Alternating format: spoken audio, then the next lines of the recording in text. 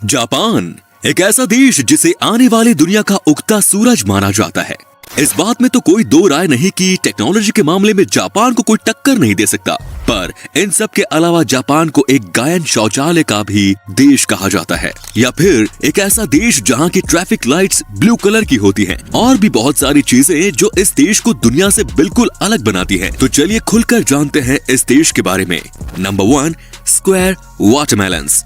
दोस्तों, तरबूज के इस आकार का आविष्कार पिछले 70s में एक ग्राफिक डिजाइनर की मदद से किया गया था, क्योंकि इस आकार में इन्हें फ्रिज में मजबूती से रखा जा सकता है और काफी आराम से काटा भी जा सकता है। जापान के किसान इन्हें एक स्पेशल कंटेनर में उगाते हैं, जैसे कि ये काफी महंगे और खूबसूरत होते हैं। लोग इन्हें खाने के तौर पर न खरीद के सजाने के तौर पर ज्यादा खरीदते हैं। Number 2, ramen noodles bath. Hakone में बसे इस यूनशान स्पा रिजोर्ट में सुअर के मांस का सूप और रामेन नूडल्स खिलाकर लोगों का दिल बड़े आराम से जीत लिया जाता है। जापान के काफी लोग इसके पीछे दीवाने हैं। उनका ये मानना है कि सुअर के मांस का सूप उनकी त्वचा के लिए बहुत लाभदायक है, क्योंकि उसमें भारी मात्रा में कोलेजन पाया जाता है।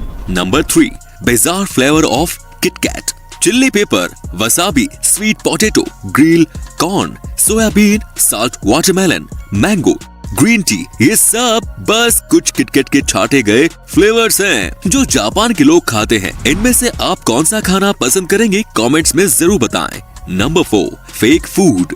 जापान के कुछ एक्सपर्ट्स प्लास्टिक और वैक्स की मदद से खाना बनाते हैं, और वो भी देखने में उतना ही लजीज लगता है जितना कि असली खाना लगता है। जापान के कितने ही रेस्टोरेंट्स इन प्लास्टिक के खानों को अपने रेस्टोरेंट्स की खिड़की के पास लगाकर भूखे इंसानों का ध्यान खींचने की कोशिश करते हैं। और आपको बता दूं कि इन प्लास्टिक के खानों को तैयार कराने में बहुत ज्यादा पैसे खर्च होते हैं। Number 5, rabbit island. 1940 की बात है, जब वैज्ञानिक ओकुनाशिमा आइलैंड पर कुछ चूहे लाए और उन पर टेस्ट करने का सोचा। पर कुछ महीनों बाद वहाँ उनकी तादाद इतनी बढ़ गई कि लोग वहाँ घूमने जाने लगे और अब वो एक टूरिस्ट प्लेस बन गया। Number 6, purikura machines. किसी बूथ में फोटो लेना कोई नई बात तो नहीं, पर जापान ने अपने अनुभव से उसमें एक नया मोड़ दे दिया।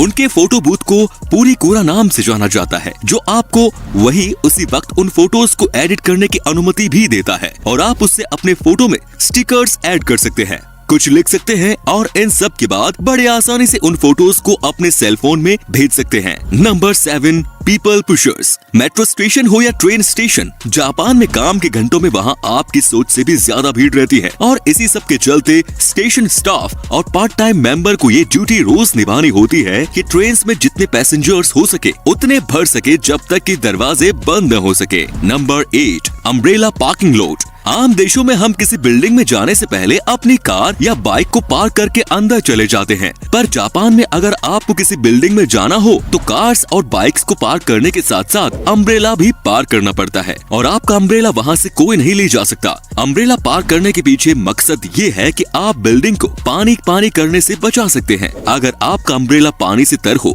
जापान के लगभग सभी सरकारी बिल्डिंग, होटल और ऑफिसेज में इन अम्ब्रेला पार्किंग लॉट का इस्तेमाल होता है। Number 9, millions of vending machines.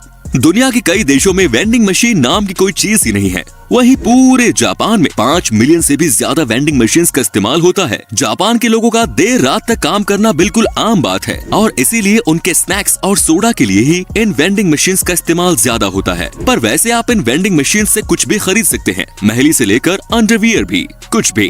तो दोस्तों, आप क्या सोचते हैं, हमारे देश में भी ये सुविधा उपलब्ध होनी चाहिए या नहीं, कमेंट्स में जरूर बताएं।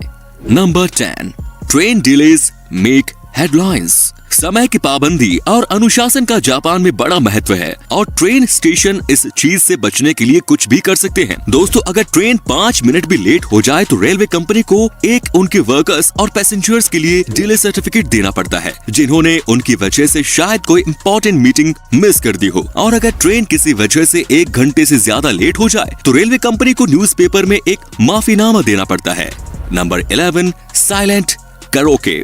कोन के आकार का बना ये माइक्रोफोन एक अलग तरह का माइक्रोफोन है। इसे वहाँ के लोग अपने मुंह के ऊपर लगा के रखते हैं। इसकी मदद से वो अपनी भुनभुनाहट को दूसरों तक नहीं ले जाने देते। अक्सर जापान में इस गैजेट का इस्तेमाल ज्यादातर वो लोग करते हैं जो अपने अगल बगल के लोगों को परेशान नहीं करना चाहते, या फिर वो लोग जिन्हें पब्लिक प्लेस में खुद में गाना गाने में शर्म आती है। Number 12, polite slurping. वैसे तो दुनिया में कितने ही देशों में झुकने को अच्छा नहीं माना जाता, पर जापान में झुकने से ही किसी खाने की प्रशंसा मानी जाती है। अगर नूडल्स खाते वक्त आप झुके नहीं तो उस रेस्टोरेंट का शेफ ये समझेगा कि आपको उसका नूडल पसंद नहीं आया। Number 13, face napkins. ये तो आप जानते ही होंगे कि जब कभी भी हम बर्गर खाते हैं तो हमारे मुंह पे केचप लग ही जाता है, चाहे हम कितना ही आराम से क्यों न खाएं। पर वहाँ के एक रेस्टोरेंट के मालिक ने इसका इलाज ढूंढ लिया है। वो रेस्टोरेंट में आने वाले मेहमानों का चेहरा एक अलग तरह की नैपकिन से कवर कर देते हैं, जिससे कि उनके बर्गर खाने से उनका चेहरा गंदा नहीं होता, पर हाँ दोस्तों, देखने में थोड़ा अजीब जरूर लगता है। Number 14, water saving sticks.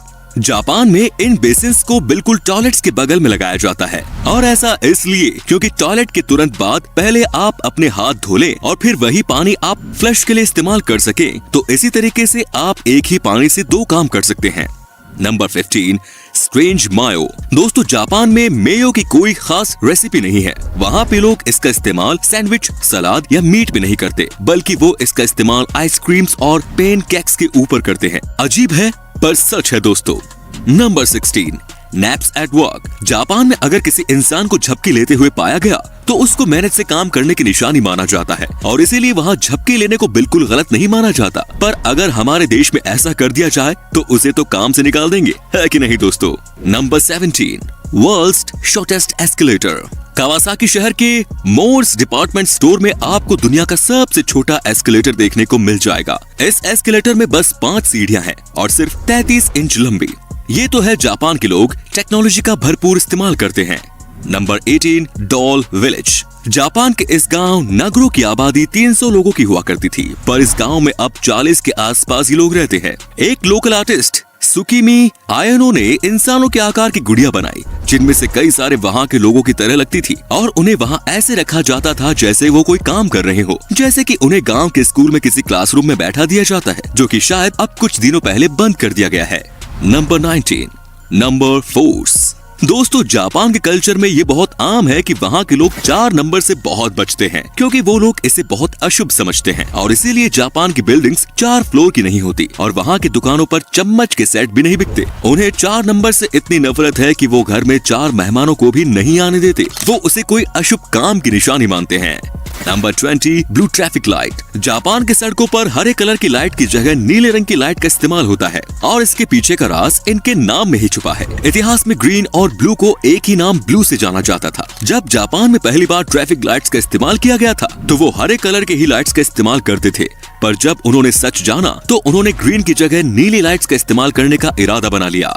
Number 21, cleaning classes. Japan के सभी स्कूल में बच्चे अपने क्लासरूम को खुद ही साफ करते थे, क्योंकि वो इस काम को अपनी पढ़ाई का एक हिस्सा समझते थे, और यहाँ तक कि वहाँ के टीचर्स भी इसमें उनकी मदद करते थे। क्लासरूम के साथ साथ बाथरूम भी साफ करने की जिम्मेदारी भी स्कूल के बच्चों को ही दी जाती थी, क्योंकि वहाँ के टीचर्स का मानना है कि ये काम उन्हें रिस्पॉन्सिबल सिटीजन बनने में उनकी मदद करेगा।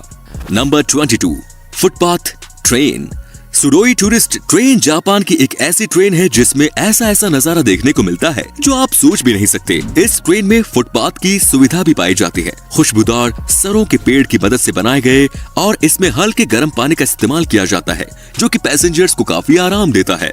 Number 23, futuristic toilet. जापान के टॉयलेट्स आम टॉयलेट्स की तरह बिल्कुल नहीं होते। ये बहुत ही अच्छी तकनीक से बनाए गए हैं। इन टॉयलेट्स को इस्तेमाल करने से पहले आपको पता होना चाहिए कि आखिर इसमें मौजूद इन बटन्स का मतलब क्या है। इसमें कई अलग तरह के ऑप्शंस पाए जाते हैं, जैसे कि अगर आप चाहे तो टॉयलेट सीट को अपने मुताबिक गर्म कर सकते हैं, आप चाहे तो गर्म पानी स्प्रे कर सकते हैं, और चाहे तो आप गाने भी बजा सकते हैं। दोस्तों, जापान की इस टेक्नोलॉजी के लिए एक लाइक तो बनता ही है।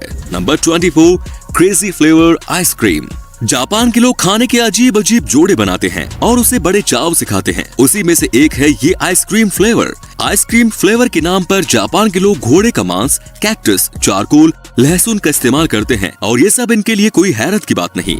Number 25, space saving parking lot. दोस्तों, जापान लोगों से भरा हुआ देश है। वहाँ के लोग पार्किंग लॉट्स के नाम पर जगह की बर्बादी बिल्कुल नहीं करते। जैसा कि आप स्क्रीन पर देख पा रहे होंगे किस तरह वहाँ के लोग मल्टी लेवल गैराज का इस्तेमाल करते हैं। Number 26, robot run hotel. Nagasaki के एक होटल में रोबोट वहाँ के स्टाफ का एक बहुत बड़ा हिस्सा है। उन्हें हैन्ना के नाम से जाना जाता है, जिसका सीधा मतलब है स्ट्रेंज। इंसानों की तरह दिखने वाले ये रोबोट हर वो काम करते हैं जो एक इंसान करता है, जैसे कि गेस्ट से मिलना, लगेज उठाना, कॉफी बनाना, रूम्स को साफ करना और भी बहुत कुछ। और तो और वो बात करते वक्त मुस्कुराते भी हैं, पर उनके अगल बगल वहाँ के स्टाफ मौजूद रहती हैं, इसकी देखरेख में कि आखिर वो ठीक तरीके से काम कर रहे हैं या नहीं। Number 27, cafe companion. किसी कैफे में अकेले बैठकर कॉफी या खाना खाना हो तो बहुत लोगों के लिए आम बात होगी, पर जापान में ऐसा कुछ नहीं है। यहाँ पे आपके सामने बड़े बड़े कार्टून्स बिल्कुल आपके सामने बैठे होंगे, जिससे कि आपको अकेलापन बिल्कुल महसूस नहीं होगा। तो दोस्तों आज के लिए बस इतना ही। अगर इस वीडियो से आपने कुछ नया सीखा तो वीडियो को लाइक करना बिल्कुल ना भूलें, और इसी तरह की वीडियोस का मजा उठाने के लिए चैनल को सब्सक्राइब करना बिल्कुल ना भूलें। धन्यवाद।